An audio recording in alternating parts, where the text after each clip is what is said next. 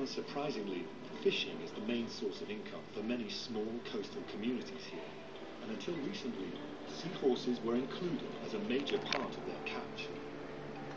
In 2004, the Philippines government banned the trade in seahorses altogether. This left some fishermen searching for a new way of life, but I discovered that Heather and her team were on hand to help. These are fishing communities who live well below the poverty line in the Philippines, average income of well under $1,000 a year. So we had to work on creative solutions in terms of how we were going to save seahorses and respect the needs of the people that depended on them. Today in Hahnemann Bay, a very different kind of fishing industry has been developed. Local fishermen have switched from fishing for seahorses to culturing algae for the catering trade. They showed me how the algae is dried. It'll be made into a thickening agent for food. This new industry is proving to be more lucrative than the seahorse trade, and the shattered populations of seahorses now have a chance to bounce back. In the past, Filipino fishermen used lights to help them catch fish. Today, they're being used to illuminate the coral for Natalie and the other night divers. I was keen to see for myself how the seahorses were getting on without the pressure of fishing. Diving at night increased my chances of finding seahorses because several species here are more active after dark. At night, around full moon, is also the time when corals spawn. By spawning together at high tide, the corals saturate the water with millions of eggs and sperm.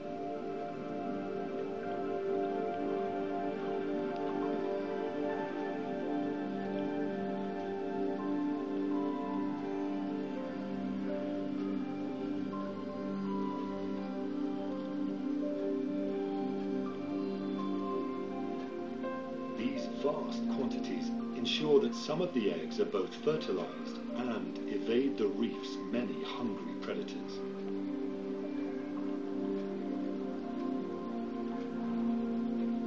The water may be murky, but Natalie spots a tiger-tailed seahorse in her torch beam. They're named after their stripes, but not all individuals have the banded skin patterns. They range in color from yellow to brown or black.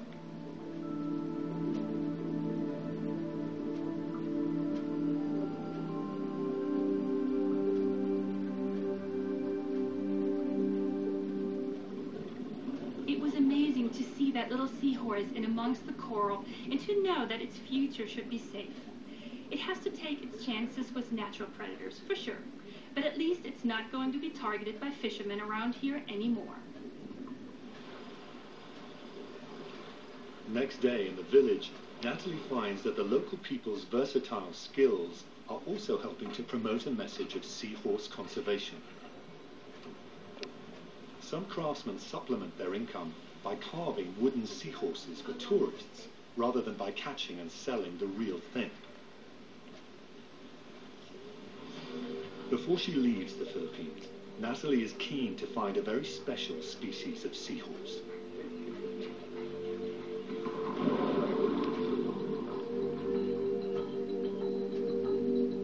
The pygmy seahorse is tiny, only 24 millimeters long, and incredibly well camouflaged. Searching a reef that's this teeming with life seems an impossible task, but Natalie knows that pygmy seahorses hide out in one particular type of coral, so that's what she must find first.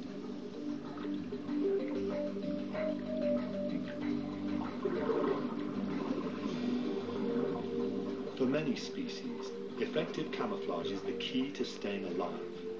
On this reef, there are many contenders for the best costume. These elaborately patterned ghost pipefish mimic nearby coral stems with a matching body shape. Up to 17 centimeters long, they hang vertically in the water with their heads down. They can float almost motionless to complete their disguise.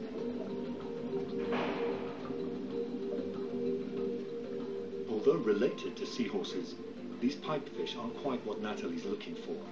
She's determined to find a pygmy seahorse somewhere. The leaf fish is another convincing mimic, swaying back and forth in the current, waiting to pounce on unsuspecting prey.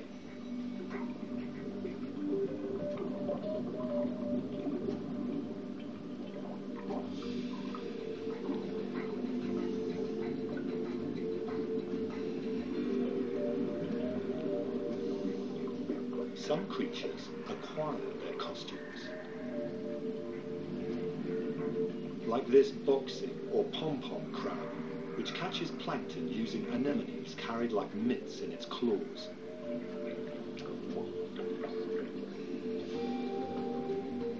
The harlequin shrimp is decorative but also deadly, certainly for its starfish prey.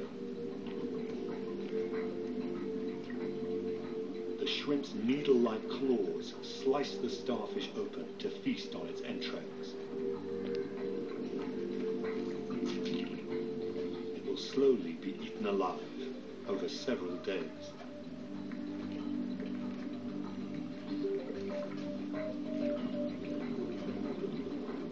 Natalie's still searching for the species of coral that pygmy seahorses call home.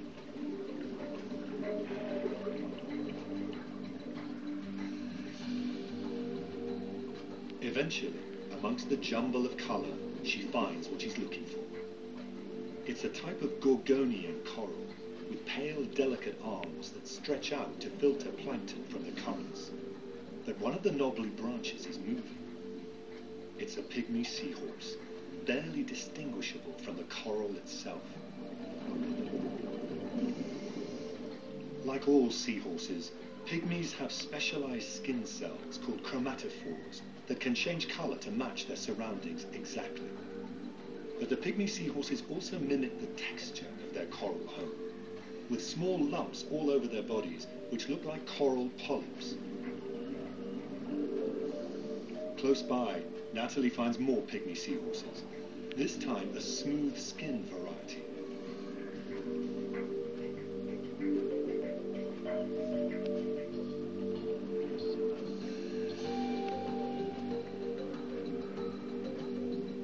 Turning out to be an incredible dive. Everywhere we looked, there were Gorgonian corals with their own resident pygmy seahorses.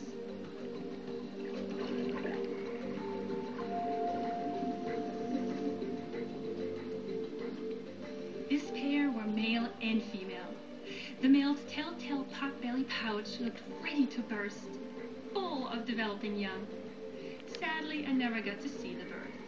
To witness that in the wild is almost unheard of. But just seeing all those pygmy seahorses was special enough. They're really cute.